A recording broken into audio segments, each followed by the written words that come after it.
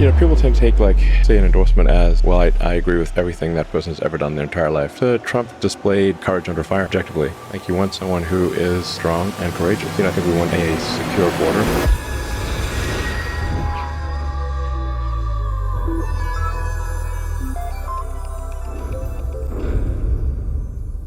Welcome back to Tracking That, a channel where we try to track what liberals are saying but end up not being able to as usual. And in this video we have Elon Musk providing a list as to why he endorsed Donald Trump for president. So one of the biggest Trump endorsements he received post-assassination attempt was when Elon Musk tweeted it out that he supports Donald Trump for the presidency. This is because he believes America needs a strong leader that represents not just our country but the free world. Because when you get a bullet shot towards your head, the typical reaction would be to duck, to run away, to cry to your mommy, but that's not what Trump did. He put his fist in the air and yelled, "Fight, fight, fight." But anyways, if you want to take a look at Kamala's list of issues or political opinions on how she would govern the United States, let's take a look at her website. The first thing that pops up is a donation pop-up. Then you close it, it says join the campaign. There's a Meet Kamala Harris tab that explains her upbringing and how she was a vice president, wasteful spending bills, climate, reproductive freedom. No surprise there. Some settlements she won as a prosecutor, of course didn't mention locking 2,000 black Americans up for marijuana violations. There's a tab to click where you can take action, a tab for a store to buy merch, and that's it. Funny enough, the merch section doesn't have a single man as a model. It looks like I'm shopping at Target right now. But there's not a single tab that lists issues or her political opinions like an average campaign website would. But that's no surprise. The average Democrat isn't concerned about political issues. They're concerned with seeing the name Democrat, a diverse candidate, someone that's not Trump, and maybe says reproductive freedom. And that's it. But anyways, enough of that rant. Let's take a listen to what Elon Musk has to say. Since I am interviewing Donald Trump, Cool. you want to stop by? Yeah, sure. I'll stop in. There was tragically an assassination attempt on Donald Trump. After this, you tweeted that you endorse him. What's your philosophy behind that endorsement? What do you hope Donald Trump does for the future of this country and for the future of humanity? People tend to take, say, an endorsement as, well, I agree with everything that person's ever done their entire life 100% wholeheartedly. And that's not going to be true of anyone. But we have to pick, we've got two choices really for who's president. And it's not just who's president, but the entire administrative structure changes over. And I thought Trump displayed courage under fire, objectively.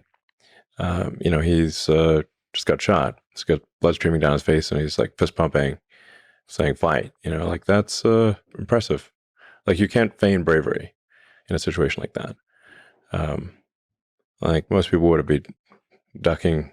There would not be, because it could be a second shooter. You don't know. The president of the United States got to represent the country, and they're representing you. They're representing everyone in America. Well, you want someone who is strong and courageous to represent the country.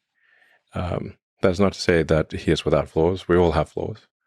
But on balance, and certainly at the time, it was a choice of, Biden, poor guy, has trouble climbing a flight of stairs. And the other one's fist pumping after getting shot. It's just no comparison. Who do you want dealing with some of the toughest people and, other world leaders who are pretty tough themselves? And I'll tell you, what are the things that I think are important. I think we want a secure border. We don't have a secure border. We want safe and clean cities. I think we want to reduce the amount of spending that we're, at least slow down the spending. Because we're currently spending at a rate that is bankrupting the country.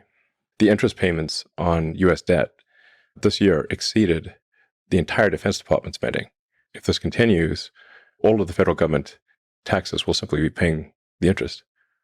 And you keep going down that road, and you end up, in the tragic situation that Argentina had back in the day. Argentina used to be one of the most prosperous places in the world. And hopefully with Milei taking over, he can restore that. But it was an incredible fall from grace for Argentina to go from being one of the most prosperous places in the world to being very far from that.